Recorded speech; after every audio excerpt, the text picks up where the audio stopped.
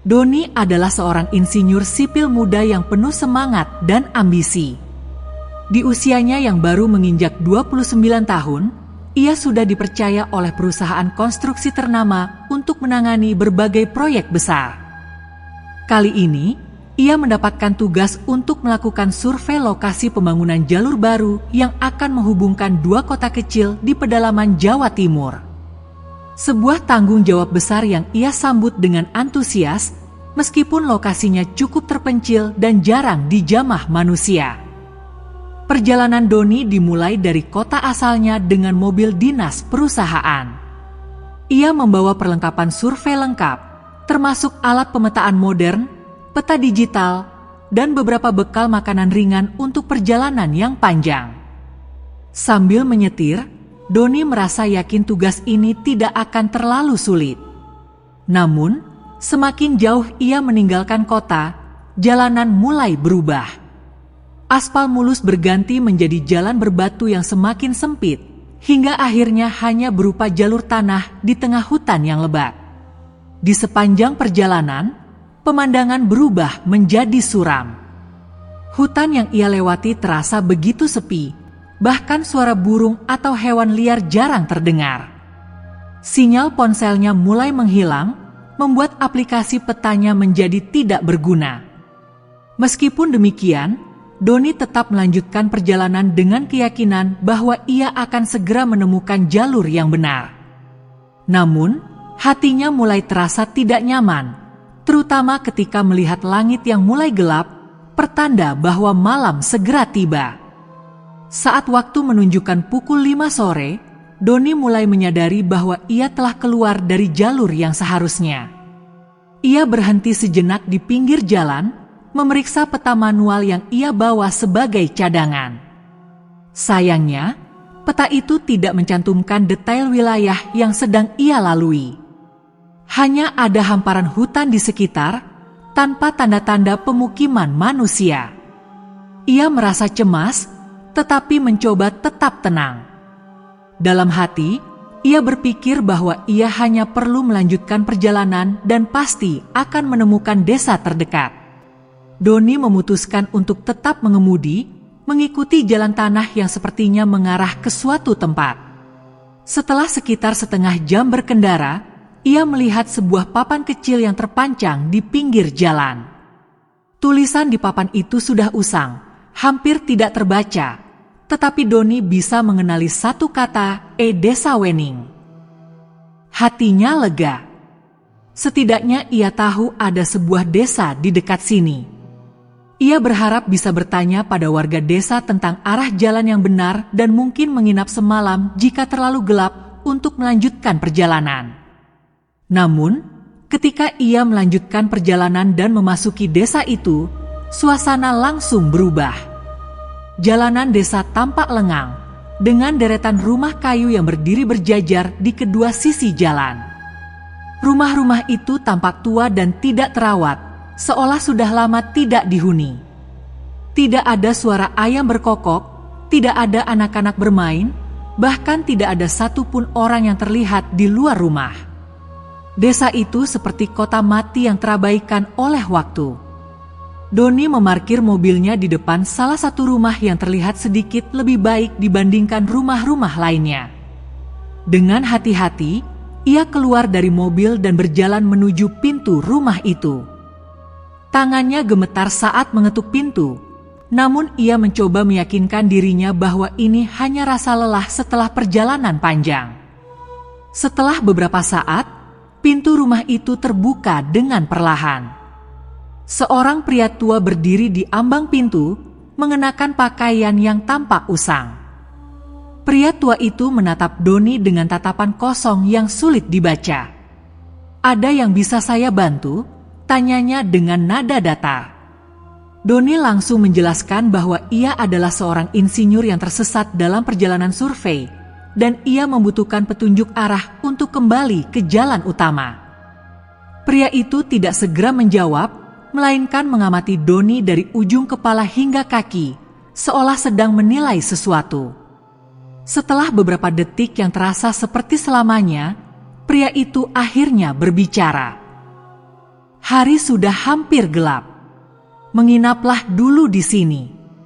Tidak aman untuk melanjutkan perjalanan malam-malam, katanya dengan suara rendah. Meskipun nada bicaranya terdengar ramah, Doni merasa ada sesuatu yang ganjil dalam tawarannya. Namun, ia tidak memiliki pilihan lain. Ia lelah dan tidak mungkin melanjutkan perjalanan tanpa tahu arah yang benar. Dengan berat hati, ia menerima tawaran pria tua itu. Pria tua itu mengundang Doni masuk ke rumahnya. Dari luar, rumah itu tampak sederhana, tetapi ketika Doni melangkah masuk, ia langsung merasa ada yang tidak biasa. Dinding-dinding rumah itu dipenuhi dengan simbol-simbol aneh yang tidak Doni kenali.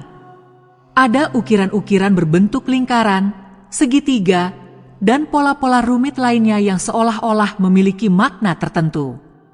Di sudut ruangan, terdapat sebuah meja kecil dengan lilin yang sudah menyala, meskipun lampu listrik juga tersedia. Pria tua itu mempersilakan Doni duduk di kursi kayu tua yang ada di ruang tamu. Ia kemudian masuk ke dapur dan kembali membawa sepiring makanan. "Makanlah dulu. Kamu pasti lapar," katanya. Doni merasa ragu, tetapi sopan santun membuatnya tidak bisa menolak. Ia mencoba mencicipi sedikit makanan itu, namun rasanya aneh, seperti ada bumbu yang tidak biasa. Meskipun perutnya lapar, ia tidak bisa memakan lebih dari beberapa suap. Pria tua itu kemudian menunjukkan sebuah kamar di bagian belakang rumah, tempat Doni bisa beristirahat. Kamar itu kecil, hanya berisi tempat tidur sederhana dan sebuah jendela kecil yang menghadap ke halaman belakang. Namun, suasana kamar itu terasa dingin dan tidak nyaman. Doni mencoba meyakinkan dirinya bahwa ini hanya perasaannya saja, mungkin karena ia terlalu lelah. Malam itu, Doni berbaring di tempat tidur sambil mencoba memejamkan mata. Namun, suasana desa yang sunyi membuat pikirannya terusik. Tidak ada suara jangkrik atau binatang malam lainnya, hanya keheningan yang terasa tidak wajar. Ia mulai mendengar suara-suara aneh dari luar jendela, seperti bisikan lirih yang tidak bisa ia pahami. Suara itu terdengar semakin jelas, seolah-olah ada seseorang yang berdiri di luar jendela, berbicara dengan nada pelan namun penuh tekanan. Rasa penasaran mendorong Doni untuk bangun dari tempat tidur dan mengintip melalui jendela. Di luar, ia melihat sesuatu yang membuat darahnya membeku. Sekelompok warga desa tampak berkumpul di sebuah lapangan kecil, membawa obor dan mengelilingi sesuatu yang tampak seperti boneka jerami besar. Mereka bergerak dalam formasi aneh, seperti sedang melakukan sebuah ritual. Doni tidak bisa melihat wajah mereka dengan jelas, tetapi ia merasa ada sesuatu yang tidak manusiawi dalam gerakan mereka. Ketakutan mulai merayapi tubuh Doni. Ia mundur dari jendela dan mencoba menenangkan diri, tetapi suara-suara itu masih terdengar, semakin lama semakin keras. Dalam hati, ia bertanya-tanya apakah ia membuat kesalahan besar dengan memasuki desa ini. Namun, ia tidak punya pilihan lain selain bertahan dan berharap bisa keluar dari tempat ini dengan selamat saat pagi tiba. Keesokan paginya, Doni bangun dengan tubuh terasa lemas. Malam sebelumnya seperti mimpi buruk yang enggan berakhir, tetapi ia tahu apa yang ia alami nyata. Saat ia keluar dari kamar, pria tua itu sudah menunggunya di ruang tamu. "Bagaimana tidurmu?" tanyanya dengan nada datar yang sama seperti sebelumnya. Doni hanya mengangguk tanpa berani berkata banyak, takut mengungkapkan apa yang telah ia lihat semalam. Pria tua itu tampaknya tahu apa yang terjadi. "Kamu pasti mendengar sesuatu tadi malam. Jangan khawatir, itu hanya ritual biasa yang dilakukan warga desa untuk menjaga harmoni," katanya dengan nada meyakinkan. Namun, kata-katanya justru membuat Doni semakin gelisah. Apa maksudnya menjaga harmoni? Dan mengapa ritual itu terasa begitu menyeramkan? Saat sarapan, Doni memperhatikan lebih banyak detail aneh di rumah itu. Ada foto-foto tua yang tergantung di dinding, menampilkan wajah-wajah yang tampak seperti warga desa dari masa lalu. Namun, ada sesuatu yang aneh pada wajah mereka, senyum yang terlalu lebar, tatapan mata yang terlalu tajam. Doni merasa seolah-olah mereka sedang mengawasinya. Setelah sarapan, pria tua itu menawarkan untuk mengantar Doni berkeliling desa. "Kamu harus mengenal tempat ini lebih baik sebelum melanjutkan perjalanan," katanya. Dengan berat hati, Doni setuju. Mereka berjalan melewati jalanan desa yang lengang, melewati rumah-rumah kayu yang tampak tua dan tidak terawat. Namun, kali ini Doni melihat beberapa warga yang keluar dari rumah mereka. Warga desa itu tampak aneh. Pakaian mereka lusuh dan gaya berbicaranya seperti orang yang hidup di masa lalu. Mereka menatap Doni dengan pandangan yang sulit dijelaskan, seolah-olah mereka tahu sesuatu yang tidak Doni ketahui. Beberapa dari mereka bahkan tersenyum tipis, senyuman yang terasa dingin dan tidak tulus. Doni merasa semakin tidak nyaman, tetapi ia mencoba menjaga sikap sopan. Pria tua itu membawa Doni ke sebuah lapangan terbuka di tengah desa, tempat ia melihat ritual semalam. Di siang hari, tempat itu tampak tidak begitu menyeramkan, tetapi Doni masih bisa merasakan aura aneh yang menyelimuti tempat itu. "Di sini tempat kami berkumpul untuk menjaga tradisi desa," kata pria tua itu sambil menunjuk ke sebuah tiang kayu besar di tengah lapangan. Tiang itu dihiasi dengan berbagai ukiran aneh yang mirip dengan simbol-simbol di rumah pria tua. Saat siang semakin terik, Doni mencoba menanyakan arah jalan keluar dari desa. Namun, pria tua itu selalu mengalihkan pembicaraan, seolah-olah ingin Doni tetap tinggal lebih lama. "Jangan terburu-buru pergi. Kami jarang mendapat tamu dari luar," katanya dengan senyuman yang terasa tidak tulus. Doni mulai merasa bahwa ia tidak diizinkan pergi begitu saja. Ia memutuskan untuk mencari cara keluar sendiri. Saat pria tua itu lengah, Doni berjalan ke arah yang ia pikir adalah jalan keluar desa. Namun, setiap jalan yang ia pilih seolah-olah kembali ke titik awal. Ia merasa seperti berputar-putar di tempat yang sama, meskipun ia yakin sudah berjalan lurus. Desa itu seperti labirin yang tidak memungkinkan siapapun keluar. Doni semakin frustrasi saat merasa terus berputar-putar tanpa arah jelas.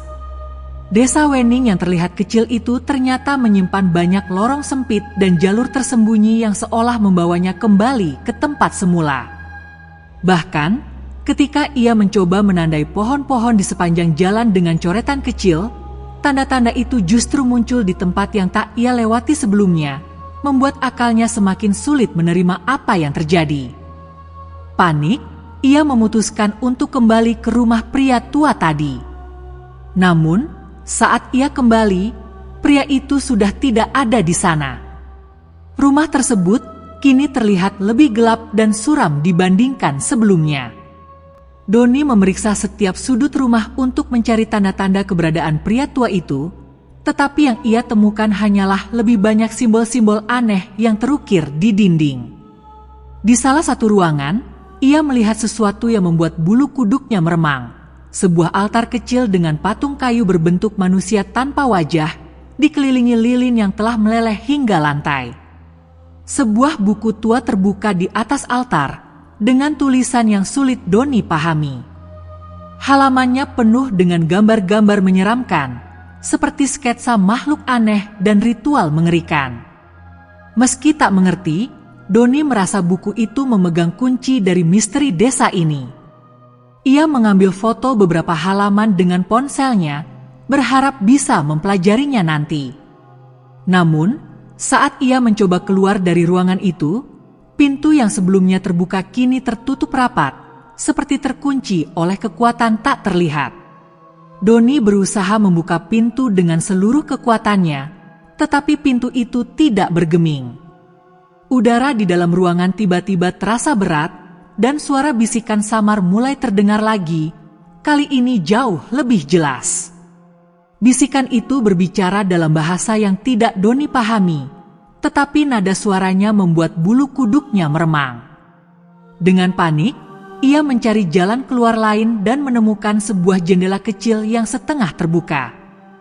Tanpa berpikir panjang, Doni memanjat keluar melalui jendela tersebut, meskipun tubuhnya tergores oleh bingkai kayu yang tajam.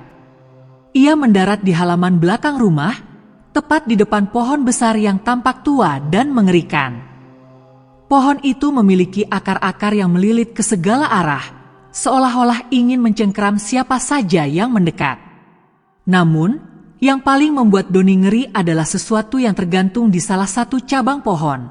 Kain putih panjang yang menyerupai kain kafan, dengan noda merah yang terlihat segar. Doni merasa tidak bisa lagi menunggu. Ia harus keluar dari desa ini dengan cara apapun. Dengan langkah cepat, ia berlari menjauh dari rumah itu, berharap menemukan jalur lain yang bisa membawanya keluar. Namun, yang ia temui justru hal yang jauh lebih mengerikan. Beberapa warga desa muncul di hadapannya, berdiri berjajar seperti barisan patung, dengan wajah kosong dan tatapan kosong. Mereka tidak berbicara, tetapi tubuh mereka bergerak mendekat dengan langkah yang lambat dan serempak. Ketakutan, Doni berbalik dan berlari ke arah berlawanan, hanya untuk menemukan lebih banyak warga desa yang tampak sudah menunggunya. Mereka semua memegang obor, dan wajah mereka kini tampak lebih menyeramkan dengan senyum yang terlalu lebar untuk ukuran manusia. Doni merasa terjebak, seperti seekor binatang yang dikepung oleh pemangsa. Namun, di tengah rasa putus asanya, ia melihat celah kecil di antara dua rumah yang tampak cukup lebar untuk ia lewati. Tanpa berpikir panjang, ia berlari menuju celah itu, berharap bisa meloloskan diri. Di belakangnya, suara warga desa semakin mendekat, seperti derap kaki yang penuh amarah. Namun, saat Doni berhasil melewati celah tersebut, ia menemukan dirinya berada di tempat yang berbeda. Bukan lagi jalan desa yang suram, tetapi sebuah jalan tanah yang tampak lebih terang dan berujung pada hamparan hutan. Di kejauhan, ia melihat sesuatu yang membuat hatinya lega. Mobilnya terparkir di pinggir jalan, seolah menantinya sejak tadi. Doni berlari secepat mungkin ke arah mobilnya. Nafasnya tersengal, tubuhnya penuh keringat dingin, dan detak jantungnya berdegup kencang. Di belakang, suara langkah kaki warga desa masih terdengar, meskipun ia tidak lagi melihat mereka. Doni tak berani menoleh ke belakang, khawatir apa yang ia lihat akan lebih menakutkan daripada yang ia bayangkan. Ketika akhirnya ia mencapai mobilnya, ia langsung masuk dan mengunci semua pintu. Namun, saat mencoba menyalakan mesin, mobil itu tidak memberikan respon. Tidak mungkin, Doni bergumam panik, terus mencoba memutar kunci kontak, tetapi mesinnya hanya mengeluarkan bunyi klik yang lemah. Dalam kekalutan, ia melihat ke kaca spion dan menyadari bahwa bayang-bayang warga desa mulai mendekat, membawa obor yang menyala terang di tangan mereka. Dengan putus asa, Doni mencoba satu hal terakhir. Ia menendang dashboard mobilnya sambil memutar kunci sekali lagi. Keajaiban terjadi. Mesin mobil akhirnya menyala. Tanpa membuang waktu, ia menginjak pedal gas dan melaju kencang, meninggalkan bayangan desa yang kini hanya terlihat samar di kaca belakang. Namun, meskipun ia telah menjauh, Doni merasa seolah-olah mata tak terlihat masih mengawasinya dari kejauhan. Doni terus melaju tanpa berhenti, berusaha menjauh sejauh mungkin dari desa Wening. Namun, setelah beberapa kilometer, ia mulai merasa ada yang tidak beres. Jalan yang ia lalui tampak sama berulang kali. Pepohonan di pinggir jalan terlihat identik, Bahkan tanda-tanda di tanah tampak seperti jejak ban mobilnya sendiri. Seolah-olah ia sedang berputar di tempat yang sama tanpa pernah keluar dari hutan itu. Ketika ia melihat papan kecil bertuliskan "Ye Desa Wening" untuk kedua kalinya, darahnya terasa membeku. Tidak mungkin, gumamnya dengan suara gemetar. Ia yakin telah meninggalkan desa itu jauh di belakang. Tetapi kini ia kembali ke titik awal. Dengan rasa frustrasi yang memuncak, Doni menghentikan mobilnya dan keluar, menendang tanah dengan kemarahan. Namun, saat ia berdiri di sana, suara langkah kaki yang samar mulai terdengar lagi, seperti irama sepatu yang menginjak tanah lembab. Suara itu mendekat perlahan. Doni menoleh ke arah suara, tetapi tidak ada siapapun di sana. Ketika ia kembali ke mobilnya, ia melihat sesuatu yang mengerikan. Ada bekas tangan berdarah di kaca jendela mobil, meskipun ia yakin tidak ada orang lain di dekatnya. Dalam keputusasaan, Doni memutuskan untuk melanjutkan perjalanan. Namun, kali ini ia menyetir lebih perlahan, memperhatikan setiap detail jalanan. Setelah beberapa saat, ia melihat seorang pria berdiri di tengah jalan, mengenakan pakaian serba putih. Pria itu melambaikan tangan, meminta Doni berhenti. Awalnya, Doni ragu. Namun, ia merasa tidak punya pilihan lain selain berhenti. Pria itu mendekati mobilnya dengan langkah tenang dan mengetuk jendela. "Kamu tersesat?" tanyanya dengan suara lembut. Doni mengangguk, merasa sedikit lega mendengar nada suara pria itu yang tampaknya ramah. "Ikuti saya," kata pria itu singkat, lalu berjalan ke arah sebuah jalur kecil yang tampaknya menuju keluar dari jalan utama. Doni mengikuti pria itu dengan mobilnya. Meski merasa sedikit aneh karena pria itu berjalan dengan begitu santai sementara ia menyetir, ia tetap mengikuti, berharap jalur itu benar-benar membawanya keluar. Namun, semakin jauh mereka berjalan, jalannya semakin sempit dan dipenuhi kabut tebal yang membuat pandangan Doni terbatas. Ketika ia mulai merasa ragu, pria itu tiba-tiba berhenti dan berbalik menghadapnya. "Ini bukan tempat untukmu," katanya dengan nada dingin yang membuat Doni merinding. Sebelum Doni bisa bertanya apa maksud dari kata-kata pria itu, kabut di sekitarnya perlahan memudar. Ia menyadari bahwa mereka sekarang berada di sebuah lapangan luas yang sama sekali tidak ia kenali. Di tengah lapangan itu berdiri sebuah bangunan tua yang tampak seperti kuil, dikelilingi pohon-pohon besar dengan akar-akar yang menjalar seperti ular. Pria itu menatap Doni tajam dan berkata, "Apa yang kamu cari di sini?" Doni tergagap, mencoba menjelaskan bahwa ia hanya tersesat dan ingin kembali ke jalan utama. Namun, pria itu menggeleng. "Desa ini tidak akan membiarkanmu pergi begitu saja," katanya. Ia melanjutkan dengan nada yang lebih serius, "Desa Wening bukan tempat yang bisa dimasuki sembarangan. Setiap orang yang masuk ke sini harus meninggalkan sesuatu sebagai bayaran." Doni tidak mengerti apa yang dimaksud pria itu, tetapi ia tahu bahwa ia harus keluar dari tempat ini secepat mungkin. Namun, sebelum ia sempat bertindak, suara langkah kaki mulai terdengar lagi. Dari balik pohon-pohon, warga desa mulai bermunculan, membawa obor dan berjalan perlahan ke arah mereka. Melihat warga desa yang semakin mendekat, Doni panik. Ia mencoba membujuk pria itu untuk membantunya, tetapi pria tersebut hanya berkata, "Kamu harus menemukan jalan keluarmu sendiri." Tanpa menunggu lebih lama, Doni berlari kembali ke arah mobilnya dan mencoba menyetir menjauh. Namun, kali ini, jalannya tampak seperti berubah, dengan pepohonan yang bergerak seolah-olah hidup dan mencoba menghalangi jalannya. Warga desa semakin dekat, dan Doni bisa mendengar suara mereka yang kini berubah menjadi jeritan-jeritan tidak manusiawi. Ia tahu bahwa ini adalah momen hidup atau mati. Dengan keberanian yang tersisa, ia menginjak pedal gas sepenuhnya, menerobos apapun yang ada di hadapannya. Cabang-cabang pohon menghantam kaca depan mobilnya, tetapi Doni tidak peduli. Akhirnya, setelah apa yang terasa seperti berjam-jam, Doni melihat cahaya terang di kejauhan. Ia mengarahkan mobilnya ke arah cahaya itu, berharap itu adalah ujung hutan. Ketika ia melewati cahaya tersebut, ia merasakan tubuhnya seperti ditarik oleh kekuatan yang sangat besar, dan dunia di sekitarnya berubah menjadi gelap.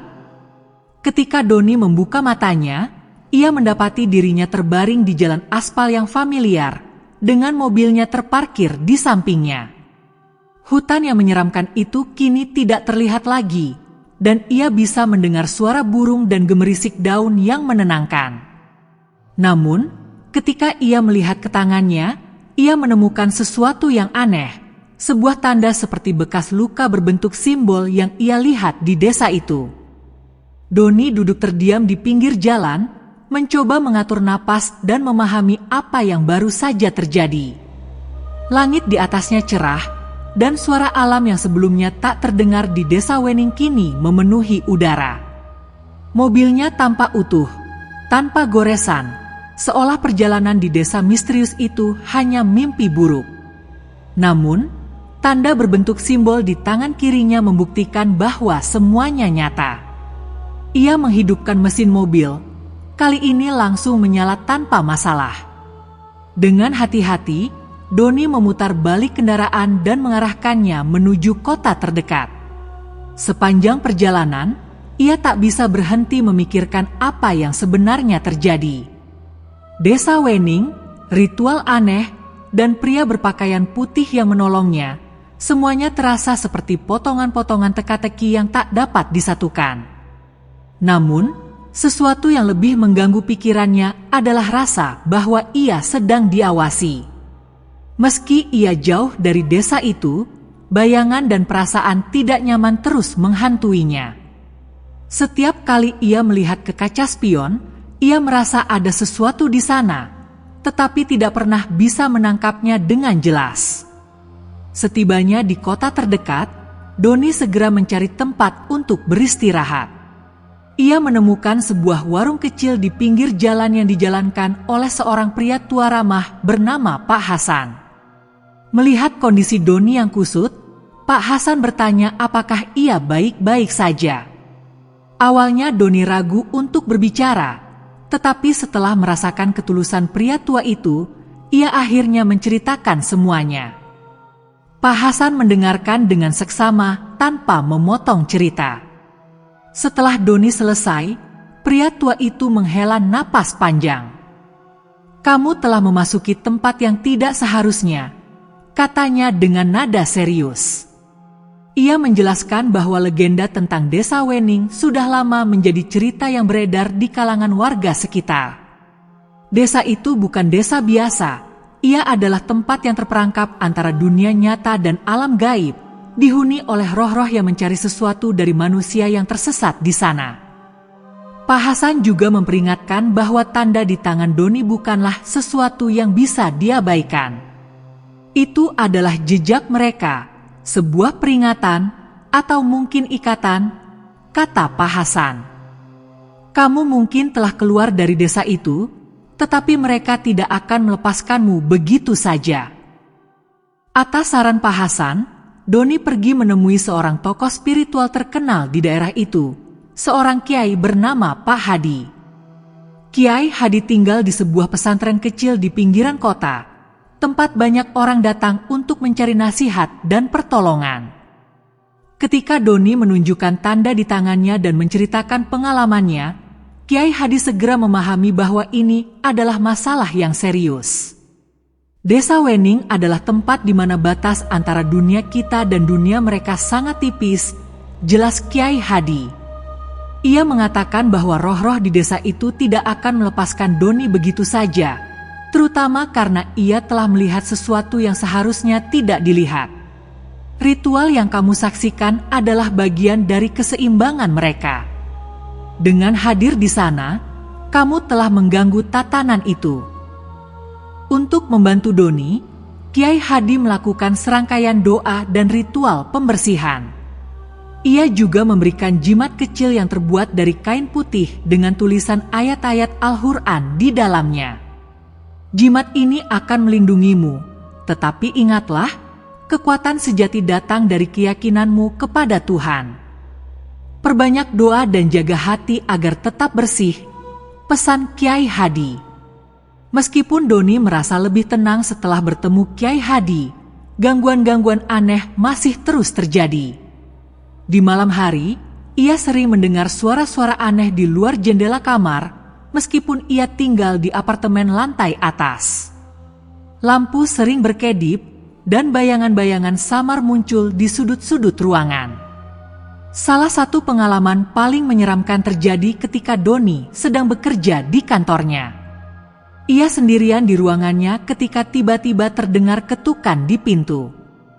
Ketika ia membuka pintu, tidak ada siapapun di sana. Namun, saat ia kembali duduk, ia menemukan sebuah benda kecil di atas mejanya, sepotong kain usang yang mirip dengan pakaian warga desa Wening. Doni merasa seperti sedang diintai oleh sesuatu yang tidak terlihat.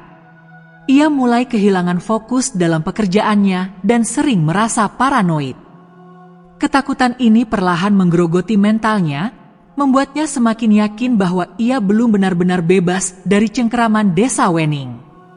Setelah berminggu-minggu dihantui oleh kejadian-kejadian aneh, Doni akhirnya menyadari bahwa ia tidak bisa terus hidup seperti ini. Ia memutuskan untuk mengambil cuti dari pekerjaannya dan kembali menemui Kiai Hadi. Kali ini, ia meminta cara untuk benar-benar memutus hubungan dengan desa Wening dan segala sesuatu yang terkait dengannya. Kiai Hadi mengusulkan agar Doni melakukan perjalanan spiritual yang mendalam, memperkuat imannya, dan meminta perlindungan langsung kepada Tuhan.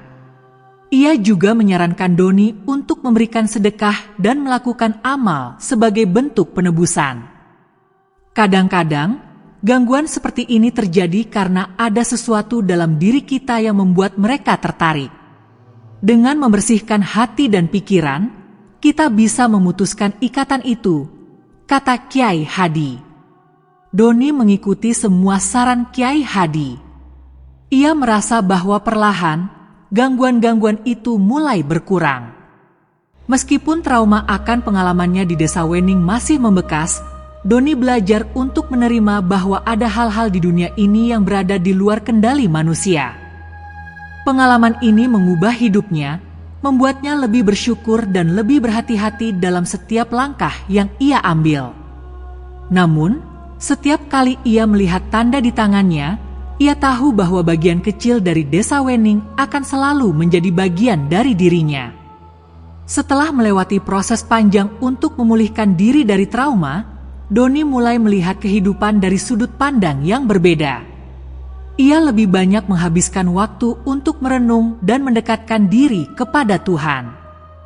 Pengalaman di desa Wening membuka matanya bahwa dunia ini tidak hanya terdiri dari apa yang tampak di permukaan. Ada dimensi lain yang meskipun misterius harus dihormati dan tidak boleh diabaikan. Doni juga mulai menjalani kebiasaan baru. Ia rajin berdoa, membaca Al-Quran, dan menghadiri pengajian. Kehidupan spiritualnya menjadi lebih kuat, dan ia merasa lebih tenang meskipun bayangan desa Wening masih sesekali terlintas di benaknya. Ia mulai memahami bahwa kekuatan iman adalah perisai terbaik melawan apapun yang tak terlihat. Namun, Doni juga menyadari bahwa pengalaman ini harus menjadi pelajaran, tidak hanya untuk dirinya, tetapi juga untuk orang lain. Ia merasa terpanggil untuk berbagi kisahnya agar orang lain dapat berhati-hati dan lebih peka terhadap lingkungan yang mereka masuki, terutama tempat-tempat yang tidak biasa. Doni memutuskan untuk menuliskan kisahnya dalam sebuah buku kecil. Ia menceritakan semua pengalamannya, mulai dari perjalanannya sebagai insinyur, tersesat di desa Wening, hingga perjuangannya untuk melepaskan diri dari cengkeraman tempat itu. Buku itu diberi judul Jejak di Desa Gaib, Kisah yang Mengubah Hidupku. Buku ini tidak hanya menceritakan kisah horor, tetapi juga mengandung pesan moral yang kuat tentang pentingnya iman, doa, dan kepedulian terhadap lingkungan spiritual. Doni berharap pembaca dapat mengambil pelajaran dari pengalamannya dan lebih berhati-hati dalam menjalani hidup. Buku Doni mulai menarik perhatian banyak orang, terutama mereka yang tertarik pada cerita tentang hal-hal gaib. Beberapa orang bahkan mengaku pernah mendengar legenda serupa tentang Desa Wening dan memberikan kesaksian mereka sendiri. Buku itu menjadi perbincangan di berbagai komunitas, baik sebagai kisah inspiratif maupun peringatan.